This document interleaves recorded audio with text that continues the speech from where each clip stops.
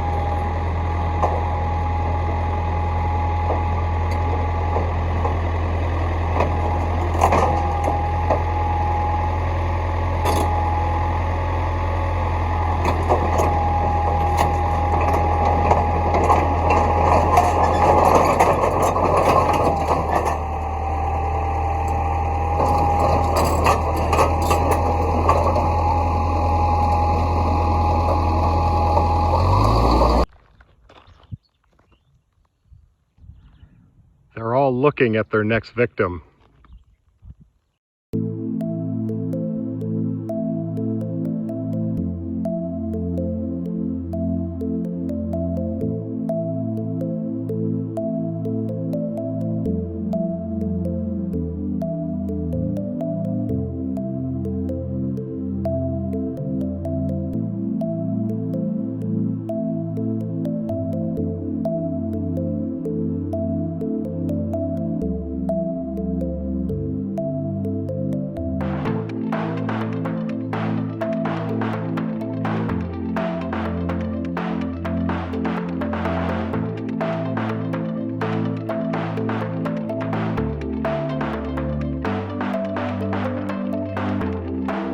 Hey there, welcome back to Farmcraft.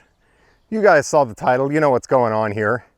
So this is not my farm. I'm at a neighboring farm, and he needs an agricultural pond, basically water storage for being able to water fields, crops, that kind of stuff.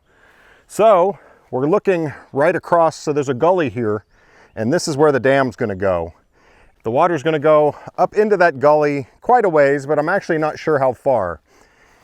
It all depends on how this goes. I've never done this before. I don't know how long it's going to take. I do have some limited time, but I've got several weeks that I've set aside for doing this job. Hopefully, you know, it'll go well and I'll find some good clay and it'll be pretty easy to push dirt over and make a dam out of it. And we'll show you that whole process. I'm going to put some pipe in it, going to have a stand pipe and be able to set the water level and make a spillway and all that. Basically, I'm going to make the dam as big as I can in a reasonable amount of time to give them as much water as I can. So, first step, I need to clear all that junk out of there so I know what I'm working with. Let's get to work.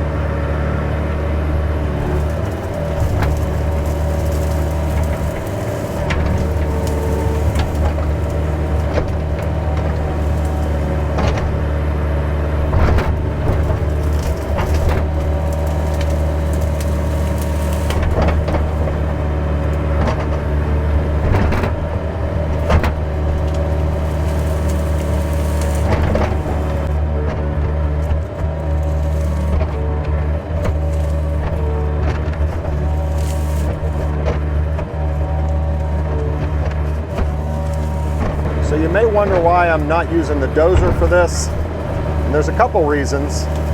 One is I want to be able to burn this stuff. I think if I doze it, especially with my dozing skills, there's going to be so much dirt in it that it's not going to burn. The other is I don't know what's in here. I mean, there could be an 8-foot hole in here for all I know. And with this, I can reach out and I can get everything exposed before I drive on it. The dozer, I could just drive into a into a pit and end up rolling it over. I'm probably being overly cautious. I don't know. I don't have a lot of dozer skills, so. Or maybe any dozer skills would be the better way to describe it.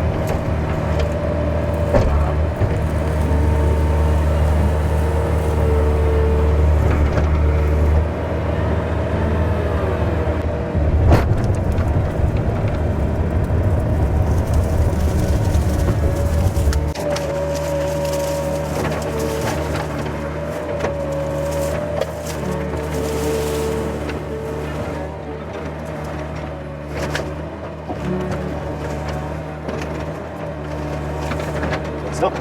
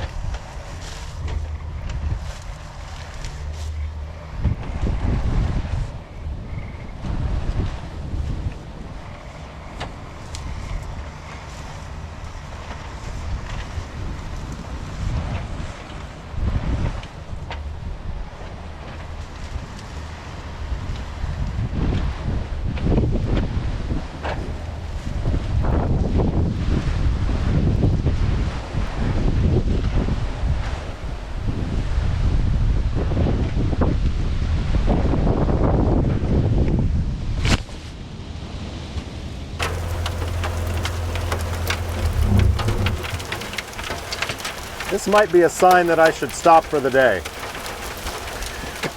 It's hailing on me. What the hail?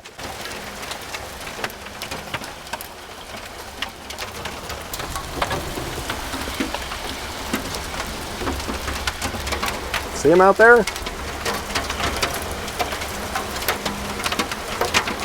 We had a little hailstorm, but we can keep going. Wind knocked the camera over, so you guys missed the last of that clearing, but whatever. I'm gonna go clear the upper portion.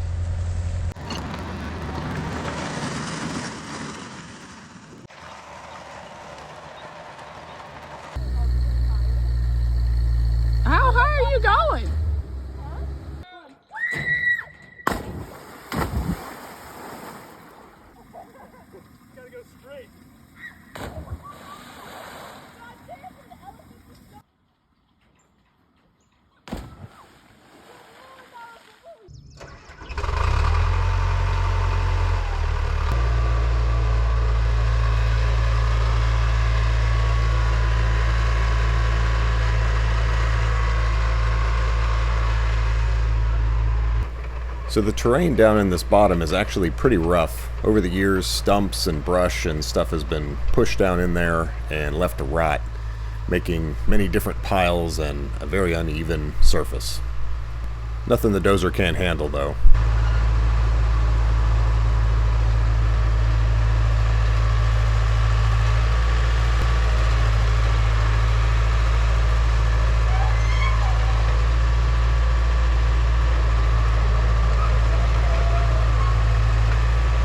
I'm just using the dozer to push all the brush piles that I made with the excavator into a single burn pile.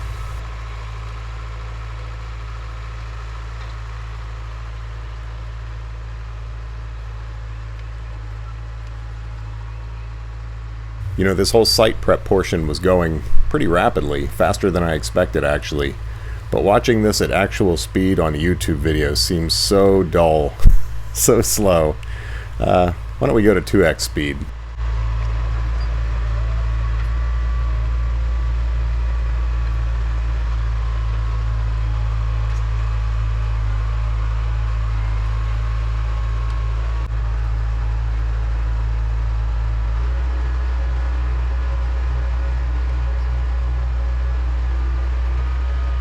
Let's make that 3x speed.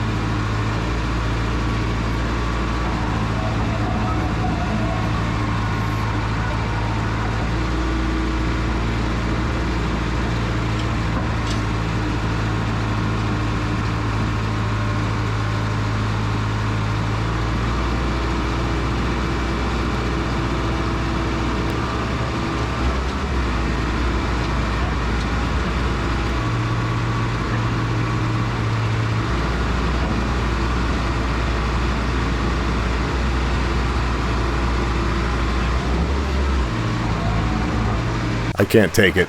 Engaging warp speed.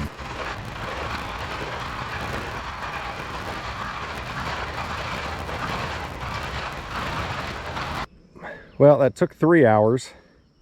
I have to say the dozer, the grousers could be a little deeper because those tracks slip a lot.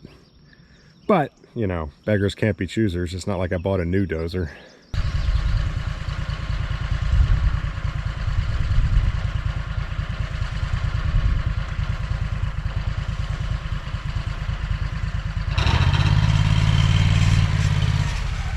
So there's a bunch of topsoil in the bottom here. All this stuff that's rotted over the years has turned into some really good dirt. Well, topsoil is hard to come by in this whole region. This whole area has been farmed really intensively for the last several hundred years, and this is certainly worth using. So it's not good for building a dam with, and it's in my way at this time, so I'm going to push it up out of the pond and we'll move it later.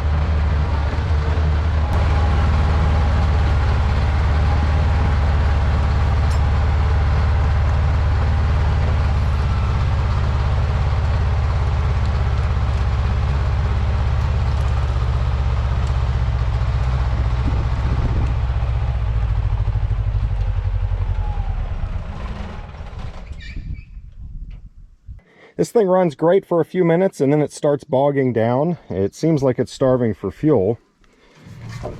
And I can tell you, I never found that screen, but I had several people tell me it is on a fuel line. So I want to get in there and look at that again. I think what they're trying to tell me is it's behind that. This is what I took off before.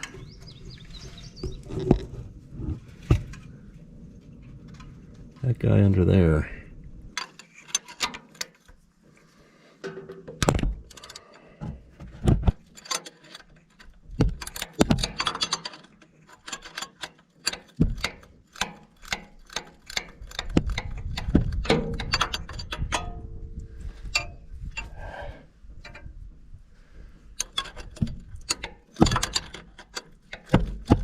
And the fuel comes out of there. All right, well, there's no restriction in the fuel line. Let me go close the valve at the tank. All right, so I closed the petcock at the bottom of the tank. So now, should be able to loosen this thing. Not dumping too much fuel.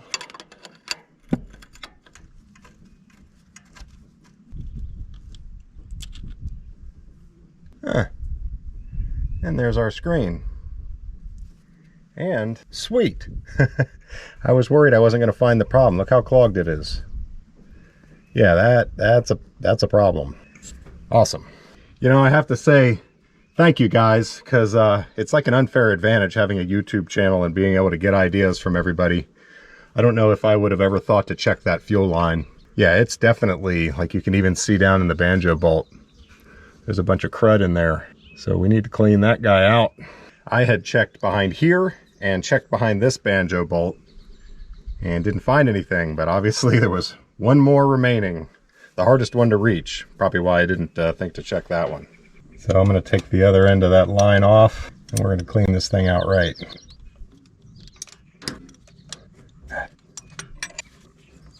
So yeah, I bet you I can just blow through this.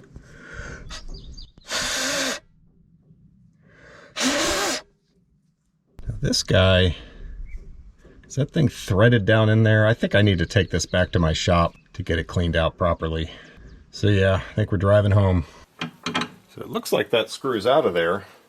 I have this old screwdriver. Let me show you this. Nice old thing. I like this thing. But I was using it. I wasn't abusing it. But the ferrule snapped, which caused the handle to split out immediately, of course. So I need to make a new ferrule for it, do a little restoration on it. I think I can glue that. Anyway, I thought about doing that in a video. I don't know. But this is the only screwdriver I have that can span that.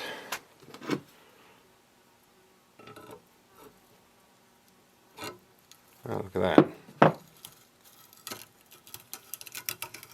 Look at all that junk.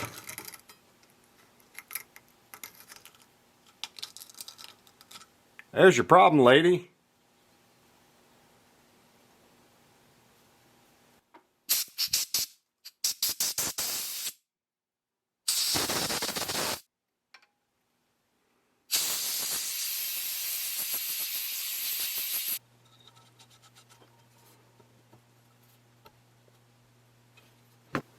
All right, and now the fuel line. I think that'll do it. I had lunch while I was home and got this cleaned up and came back and forgot one of the washers. So I had to turn around and go right back. I love that.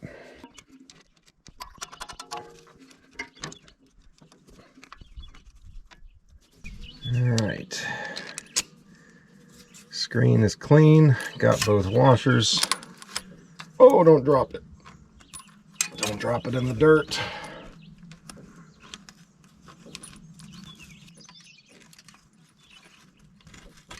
This is only hand tight, but I'm going to go turn on the fuel tank petcock and bleed this out a bit, just to try to get air out of the system.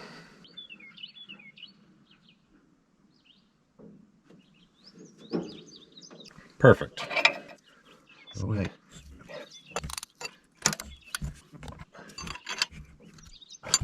Should be back in action. Hopefully I won't have to bleed the whole thing. But I kind of forgot to tell you guys, I had a pretty lengthy discussion with the owner here about this pond. Now, the only thing that's draining into it you can see, and there's no creek here, there's just a depression. Now, sometimes we get some pretty hard rains and this would gather a fair amount of water, but is this pond going to fill and stay filled? And I think it's unlikely that it will, certainly through a drought. You know, it may be a puddle, but it would be steadily dropping, assuming it doesn't leak at all, just from evaporation. And he's aware of that. Now down the hill here, we'll probably be looking at this later, there is a creek. So he has some options.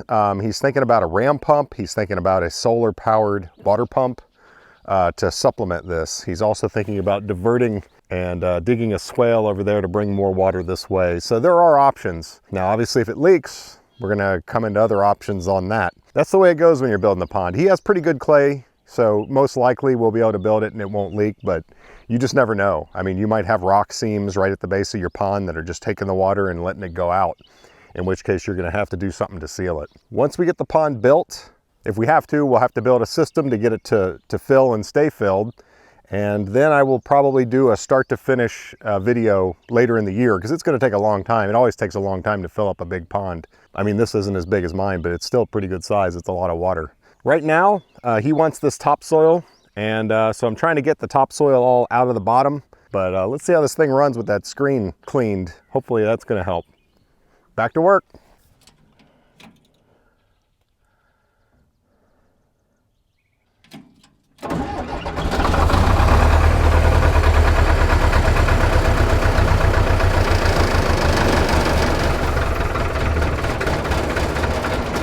Come on, baby.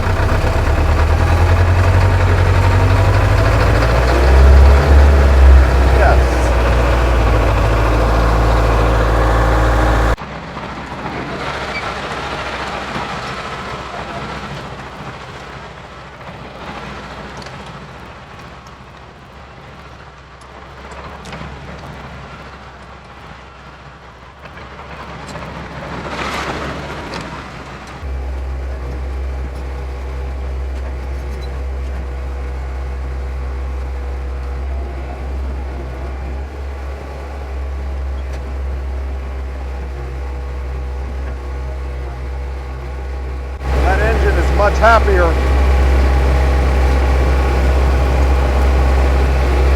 Helps when it has fuel.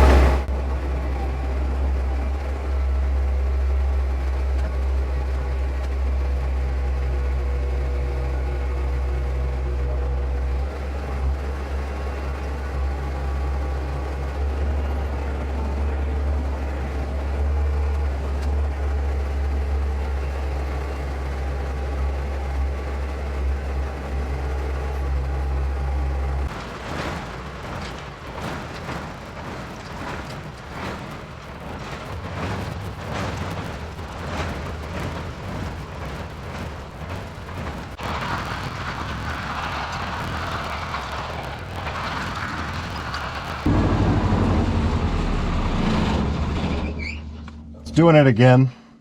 I bet you that screen is plugged again. And you know, I had the same problem with my excavator when I got it. These old machines have rust in the tank and they clog up whatever filtering system is there. You know, I fixed it in my excavator pretty easily, just putting in some screen filters, so I may end up doing the same on this one. But right now I think I need to clean out that filter again.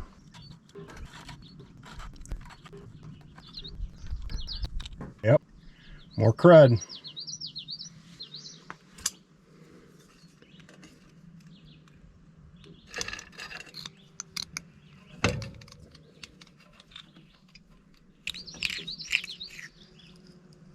Wow. A lot more crud.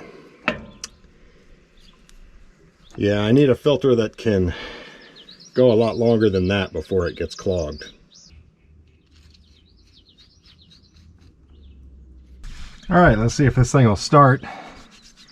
I think I'm going to be running by the auto parts store probably tomorrow and see if I can't get a screen type filter. You don't want anything that's real fine. That's what the fuel filter on there is for. I just need something to block those big chunks. Come on, baby. Come on, baby. There's air in the system after I do that. There it goes. Come on. Come on.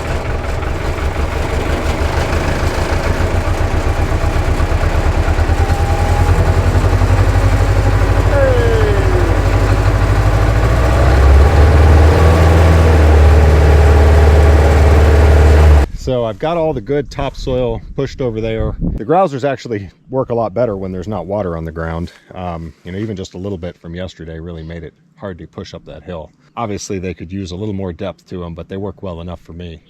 This lower section on the left here, I think I'm going to go ahead and dump truck that out pretty soon just to get it out of my way. The higher pile is going to be well above the water line, so it won't really be in my way. And then I want to skim this down and really get the rest of the topsoil out of there, so I'm dealing with nothing but clay. And these fields they don't have any topsoil on them, they're just a mess. So I'll just spread the mix of topsoil and clay that's left up on the upper field, kind of dig the pond out, make it a little deeper. Yeah, then hopefully I'll have really good clay to work with on building a dam. Now, before we're ready to build that dam, this area below the dam also needs to be cleared out. So I need to go like probably 40 feet that way.